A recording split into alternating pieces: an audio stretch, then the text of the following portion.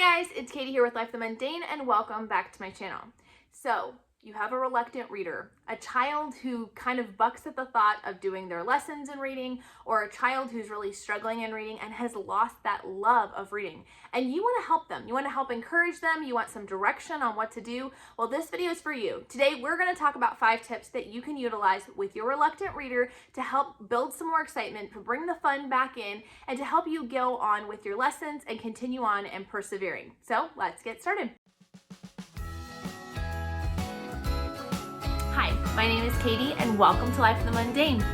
I am a second generation homeschool mom of 6 beautiful kiddos, and on this channel we talk all things resources. I love to share with you resources that are going to help you in your homeschooling and help encourage you in your biblical parenting and how you can utilize those to their fullest potential so that you can make the most of the little moments. The first one is to connect with their interests. Now, if you have a reluctant reader and you've done any research whatsoever, you probably have already found this tip.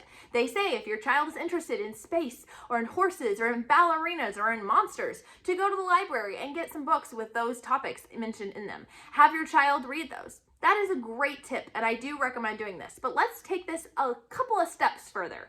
I would also recommend that you get books like that, both picture books as well as chapter books that are in those interests, and read them to your kids. Part of the problem when we have reluctant readers, and they may be reluctant for several different reasons, but when we have reluctant readers, one of the problems is oftentimes they don't see the value of books, or they have undervalued the value of books because it's hard, because it's frustrating. And so with that, we want to help them see how wonderful books can be. And sometimes that means reading even above their grade level and reading something that's really interesting to them. So they have that desire to want to continue to learn to read. Sometimes it is reading a book that is at or even below their grade level, but with their interest, and doing it as a read aloud. I like to do this with series of books, so I will read the first book out loud to my child. They'll get really excited, get really hooked, and then I'll say, well, if you want to read more, we're going to read a different book as a family, but here's a whole series. And I've actually gotten my kids quite interested in several different books because of that actual concept. So don't just limit yourself to reading things of interest or assigning things of interest to your child, but also read aloud things that interest them so that they'll understand that value of books. They'll get excited and maybe pique their interest enough to try something new. I do want to say one note on this before I jump to tip number 2, and that is don't discount your child's interest. I did this early on as a young mother. My son was obsessed with Star Wars, and I had heard this tip, and I was like, well, but all the examples people are using is if they're interested in insects, or if they all these things that can be very educational and good. But my son just wanted to read about Star Wars. And I really struggled with that for a long time because I didn't see the value in that. I didn't see this as being an educational opportunity. But I kind of missed the point, because the point is to go with their interests, to kind of use it as a natural motivator for your child and to help them see that value in learning to read. So we did do a lot of Star Wars books. I've read more Star Wars books than I ever care to read, and I've never even seen all of the movies myself either. But we did that for a long time, and it actually has been a common natural motivator for him to continue to learn to read. He is older, much older now, but he does have severe dyslexia, and reading is a very big struggle. But because we've engaged with those interests, regardless of how educational I feel like they're being, they have been a great natural motivator to keep him going. And as they get older and they get stronger in their reading, their interest will expand and grow, and you can introduce new literature and different types of topics to them. But just don't discount it up front. Engage those interests. Tip number 2 is sweet and short lessons are our goals. We really want to keep our lessons short, but we want to keep them very consistent. I was guilty at the beginning of not being as consistent. We might miss a day here or there, and then I tried to double up lessons. Well, this was miserable for 2 reasons. 1, it made a task that they already didn't like even longer than it already was.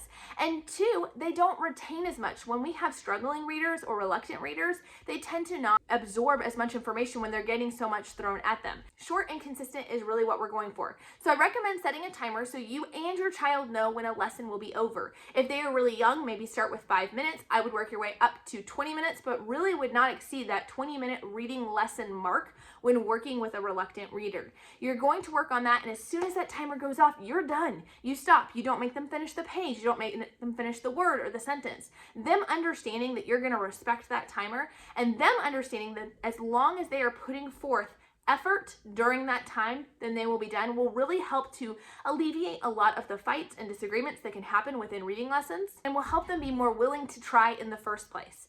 Again, keeping that consistency. Remember, it's better to do 5 minutes every day than to do 20 minutes every 2 or 3 days. So just keep that in mind when working with your readers, whether it's on reading or any other topic. The third tip is make it fun. I've done an entire video, which I will link up in the iCards and down in the description below, on how you can make reading fun. But it's just simply taking the things your child already naturally wants to do and incorporating reading within this. So it might be taking and putting up different words that they're learning to read up on the wall, having them shoot one with a Nerf gun, and then whichever one they hit, they read that word.